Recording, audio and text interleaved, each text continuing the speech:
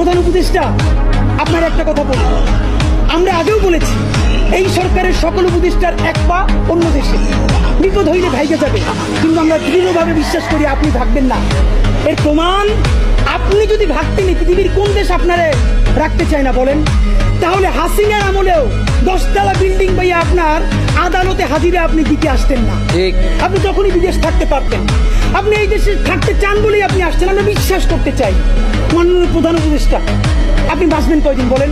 আপনার এত বয়স হয়েছে, বাংলাদেশের গড়ায় উঠতে প্রায় 20 বছর বেশি পাচ্ছেন।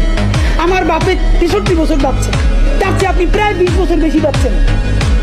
মাঝে মধ্যে মৃত্যু বেঁচে থাকার চেয়ে অধিক। মাননীয় প্রধান উপদেষ্টা, আপনি একটা গবেষণা করেন, বাংলাদেশে গত 50 বছরে কোন রাষ্ট্রপ্রধানের 30 মিনিট 40 মিনিটের বক্তৃতা, রিক্সা চালক, ভ্যান চালক, সবজি বিক্রেতা, বিশ্ববিদ্যালয়ের প্রফেসর, ছাত্র জনতা আধা ঘন্টা বসে তার বক্তৃতা শুনে নজির নাই, যেটা আপনারটা হইছে।